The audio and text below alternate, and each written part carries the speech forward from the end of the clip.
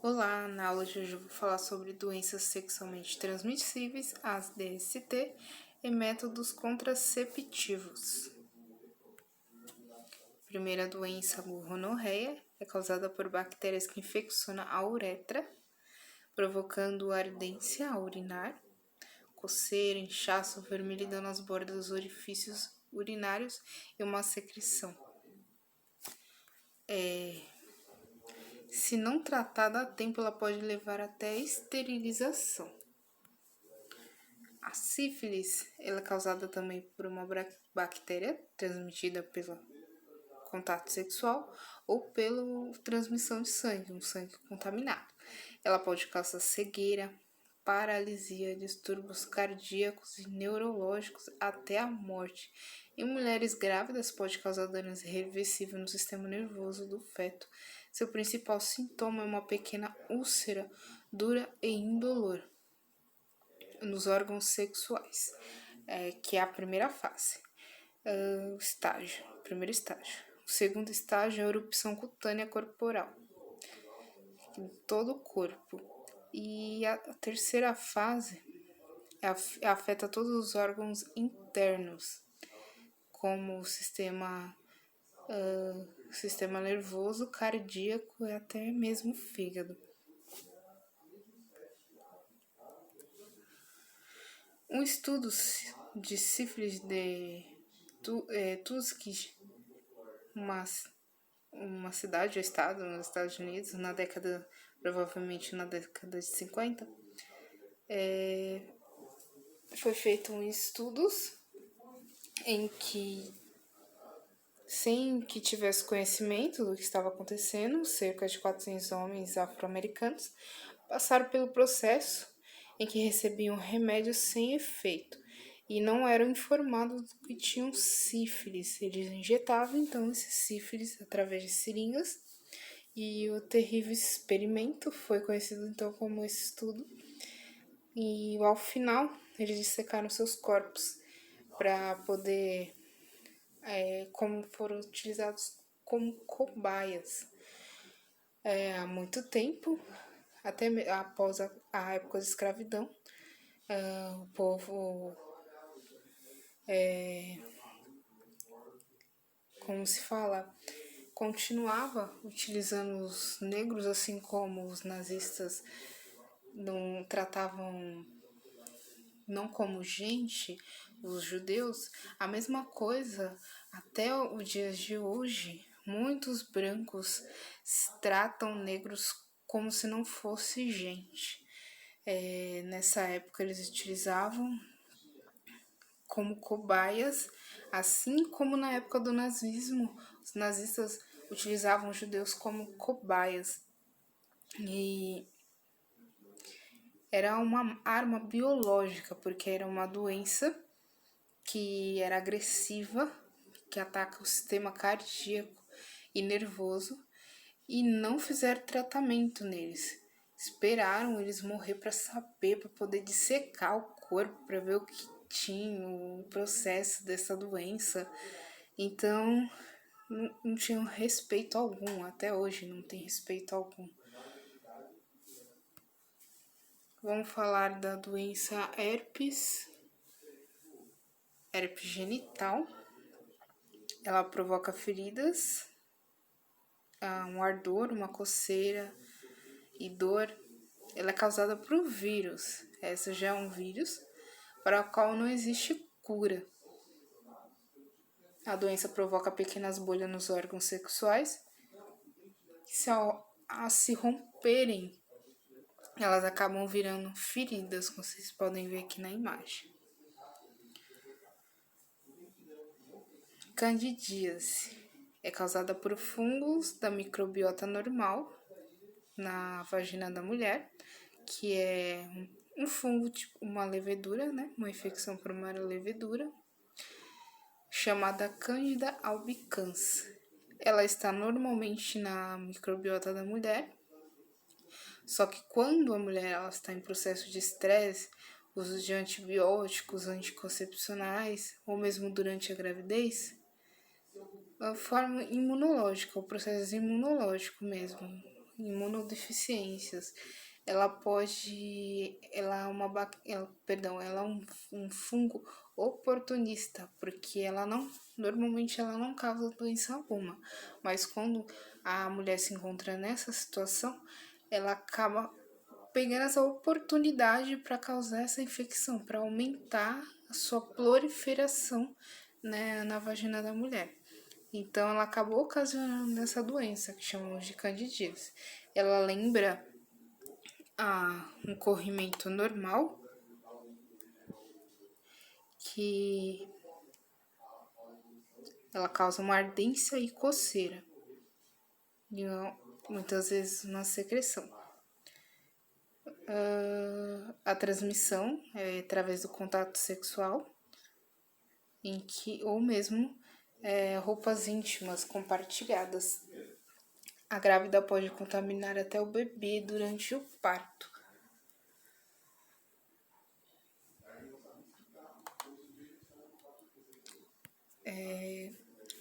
A candidíase na mucosa bucal podemos chamar popularmente de sapinho.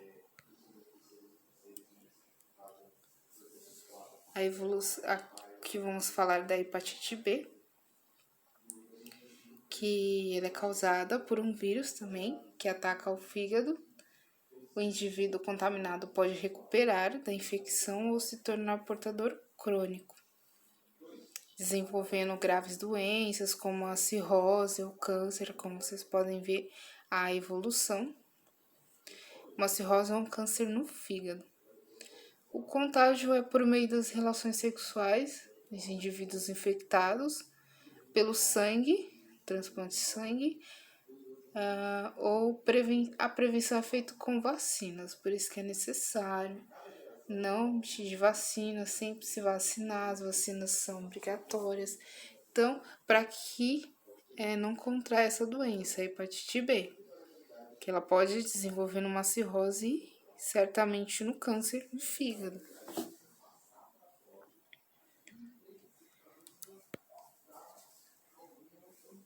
Codiloma acuminado ou HPV, o papilomavírus, provocado por um vírus que pode ser transmitido à mulher pelo homem sem que este se manifeste sintomas, sendo por isso chamado de portador.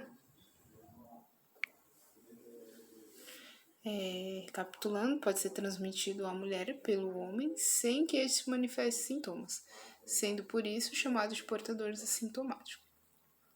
Os seus sintomas são o aparecimento de verrugas, muitas vezes microscópicas, nos órgãos genitais, então não visíveis. Nas mulheres, o vírus pode permanecer inerente, não aparecer durante anos, ativando-se em um momento, podendo aparecer quando ela estiver com baixa imunidade, sendo visível então quando ela estiver com baixa imunidade. Se nosso sistema imune não agir sobre esse papilomavírus, ele pode então penetrar a célula da mulher, as células mais profundas.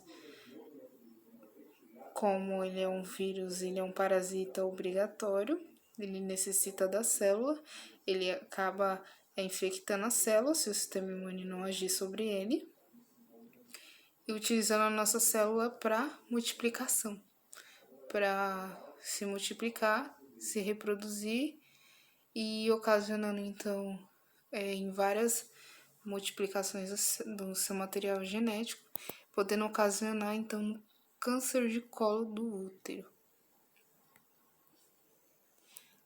A vacinação contra o HPV em meninos de 12 a 15 anos e meninas de 9 a 15 anos. Acima dessa idade, vacinação é paga. Tem outros tipos de verrugas, mas não que ocasionam doenças como esta. Temos a plantar, a peringual, a comum e a plana. AIDS, HIV, vírus da imunodeficiência humana, Ela ataca os linfócitos, células sanguíneas especializadas na produção de anticorpos, que são responsáveis pela defesa do nosso organismo. O HIV pode ser transmitido através do esperma, ou do sangue, da secreção vaginal, ou mesmo do leite materno para o filho. O vírus pode ficar durante vários anos no organismo de uma pessoa sem se manifestar na doença, até destruir os linfócitos, podendo levar até a morte, em consequência de outras doenças chamadas de oportunistas. Não a pessoa que morre de AIDS, ela não morre de AIDS, ela acaba morrendo de alguma doença oportunista, porque ela se torna então uma imunodeficiência. O sistema imune dela não age por causa da infecção sobre os linfócitos que produzem anticorpos. Existem medicamentos capazes de prolongar a vida do paciente da AIDS, melhorando então sua qualidade de vida. Ela se pega através do sexo sem camisinha, oral, vaginal ou anal, o compartilhamento da mesma seringa ou agulha, quando vai doar sangue ou mesmo fazer acupuntura. A mãe infectada pode passar HIV para o filho durante a gravidez, o parto, a amamentação.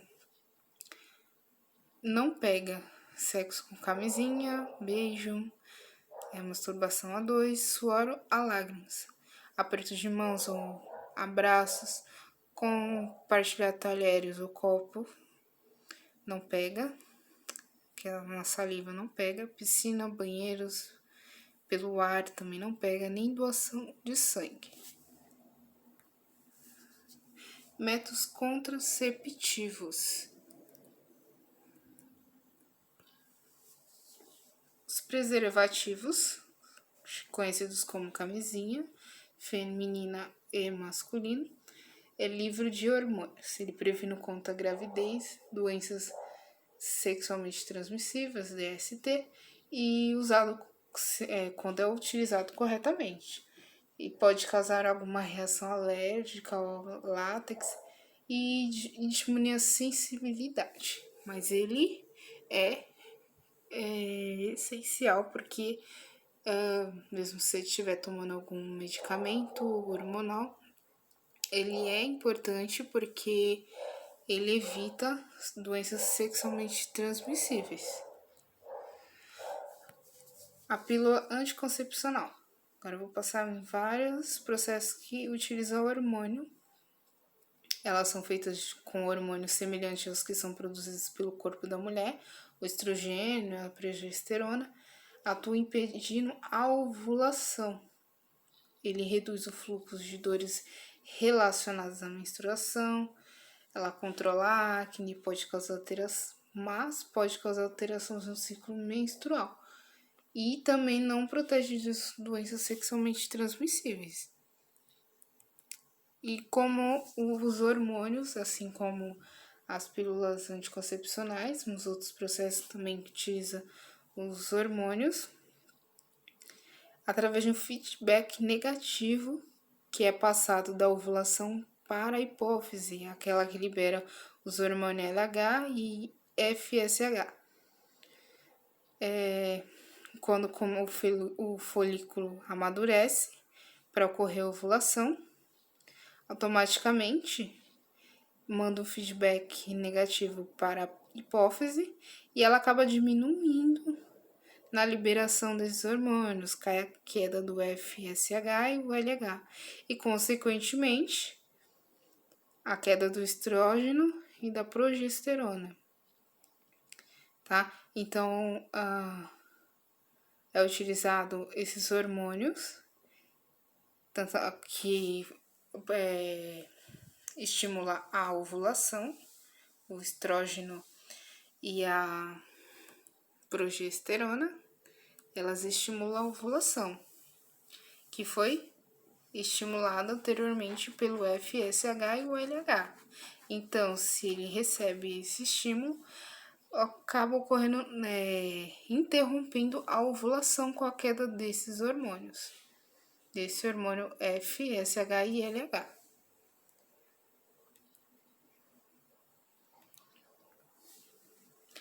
Outros tipos de hormônio é o hormônio injetável. Ele pode ser aplicado de forma mensal ou a cada 3 meses. Não interfere com a menstruação. Ela deve ser aplicada por algum profissional da saúde. O retorno da fertilidade é só após o encerramento do uso, que pode demorar até 1 ano. Temos aqui também um adesivo, também libera hormônios, ele é aplicado na pele para que ocorra a liberação dos hormônios e acontece de uma forma contínua. O tempo de duração do adesivo é de 1 semana, devendo ser substituído durante 3 semanas, atingindo assim 21 dias. Então, fica 1 semana sem utilizar o adesivo. Temos também a pílula do dia seguinte. Ela é utilizada só em caso de emergência, para que após a relação sexual, pois as concentração, ela tem uma concentração elevada desse hormônio, que equivale a 8 pílulas anticoncepcionais no uso prolongado. Ela retarda então a ovulação, dificultando assim a gestação. O uso frequente pode causar alterações no ciclo menstrual.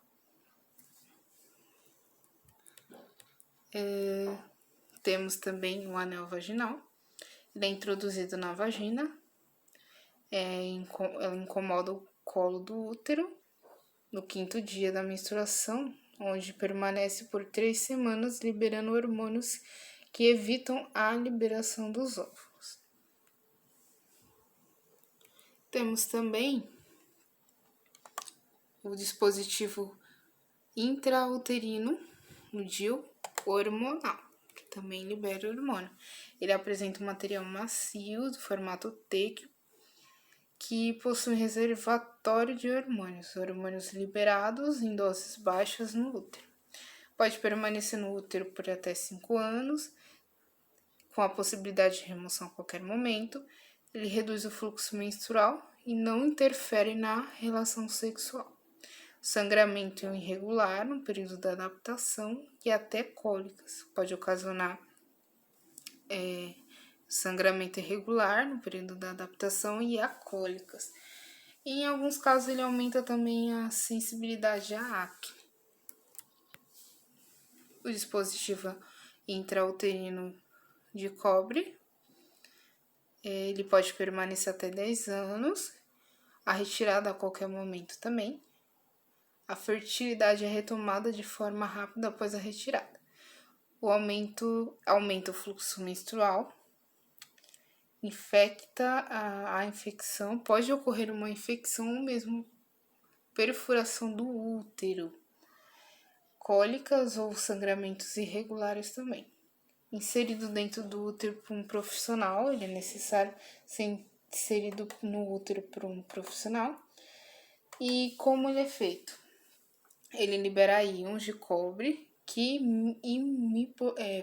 imobilizam esses espermatozoides que chegam até próximo do útero. Temos esses já não possuem, como o cobre, ele também não possui, o DIU de cobre, ele também não possui hormônios, é o diafragma e espermicida.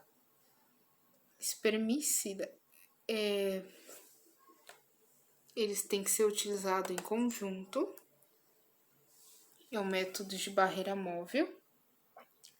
É necessária a consulta do médico para verificar o tamanho a ser utilizado.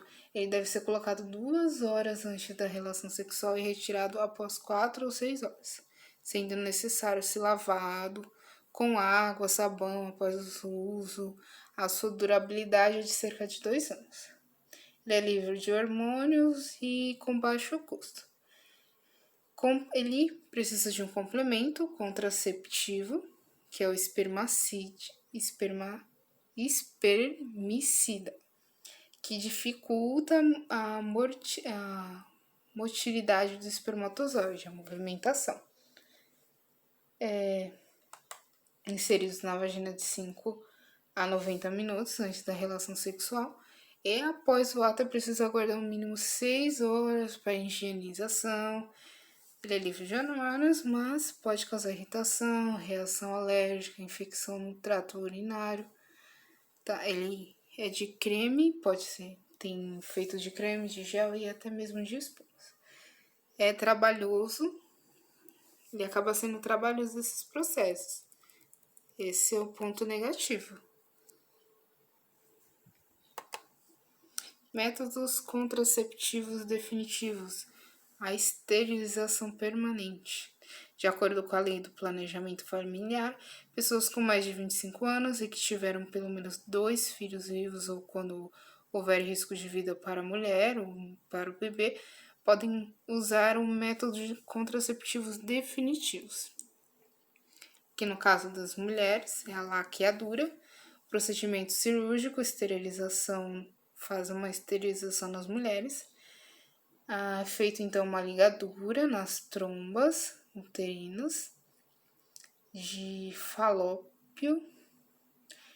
O que acontece? Ele acaba bloqueando essa passagem dos espermatozoides até os óvulos. Em alguns casos, onde ocorre a ovulação, a fecundação, em alguns casos é removido um pedaço da trompa. A vasectomia em homens, a esterilização também, ela bloqueia os ductos deferentes, é aqueles que carregam o espermatozoide do testículo, onde é produzido pelo testículo, não recordo o nome do que armazena a estrutura. Ele é levado do tubo deferente, o espermatozoide, para receber os demais secreções para ser liberado pelo órgão copulador. Ocorrendo o bloqueio desses ductos, o esperma não será mais composto por espermatozoide. Essa foi a aula de hoje sobre métodos contraceptivos e doenças sexualmente transmitíveis. Ficando por aqui, até mais. Tchau, tchau.